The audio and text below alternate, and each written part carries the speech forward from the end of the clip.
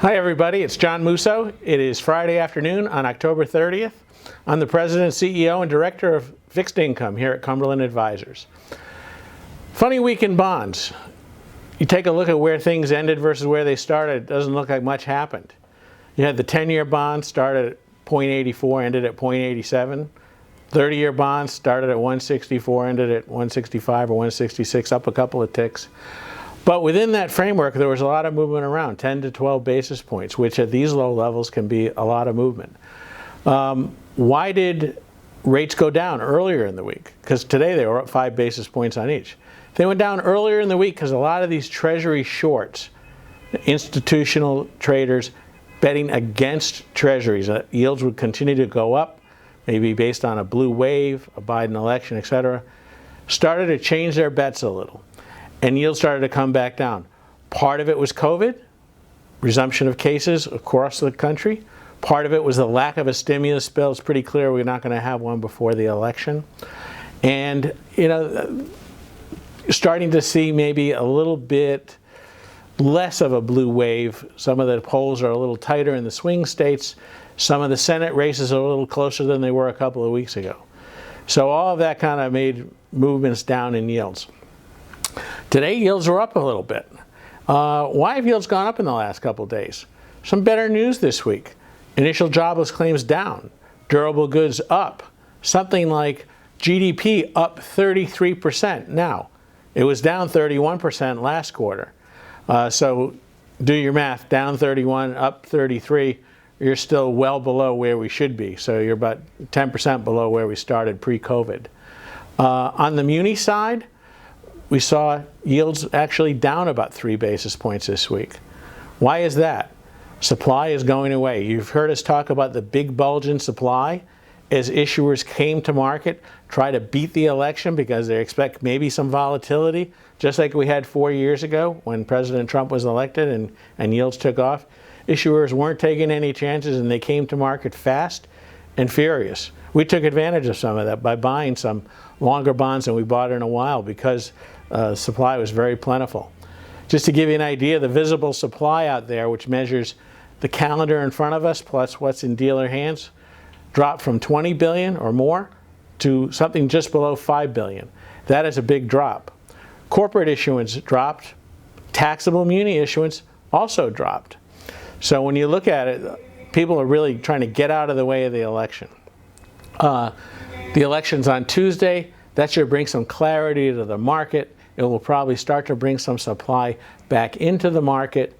We think that people should definitely get out and vote. That's our number one commandment to you going into the weekend. But when you start to take a look back, the bond markets have been not so much volatile because of what's going on in the economy, which has had some good numbers to it in spite of what the stock market did, but really to not take any chances and be overly long or overly short going into next Tuesday. So enjoy the weekend, make sure you vote, and we'll see you next week with hopefully knowing who won the election.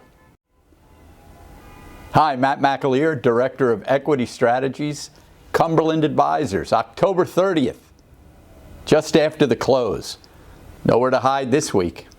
Sometimes we talk about risk and volatility and what is the difference between the two. I got a couple of emails with that exact question. Over the last few Fridays on the video, I've been talking about this volatility, wide-ranging volatility, and not to confuse it with risk. So currently, when we talk about volatility, it's in this band of 6, 7, 8% that we're moving. S&P 500, let's call it 3,500 down towards this 32, 32.25, 32.50 area. That to us is a volatility swing.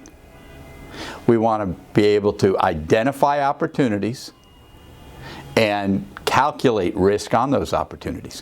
Where would we start moving from volatility to risk?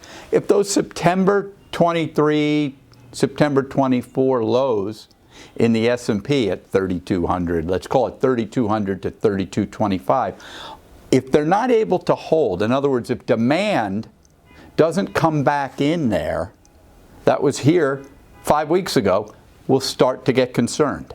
Remember, markets, whether it's a grocery store, whether it's a fixed income market, whether it's an equity market, is supply and demand.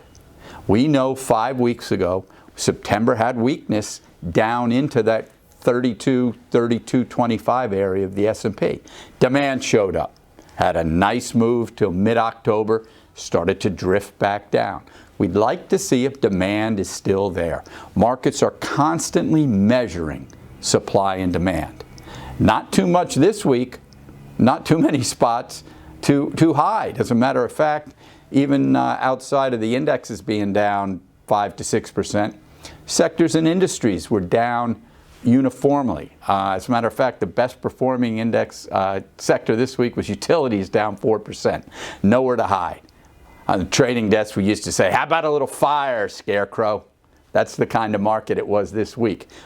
But when we step back from a wider lens, all we're doing is seeing if that demand at 3,200 is real. So we'll look at that next week. Market has really performed nicely on the equity side in the face of constant headline news, COVID, elections, and so on. If we were looking at some alternate asset class indicators, and we talk about this on the video often, what did we see this week? John mentions in his video, 10-year, 87 basis points. Interesting. If there was real risk in the market, I would have expected yields to drop. That run from equity to treasuries, that run, that fear run to safety, didn't play out this week. Gold, down on the month, down from 5% higher October 1st. Again, you'd expect gold to get a bid if there was real fear. So right now we play it as if it is volatility. That can change. We'll see next week. Currently, we're looking to put money to work versus take money off on the equity side. Have a great weekend. We'll see you next Friday.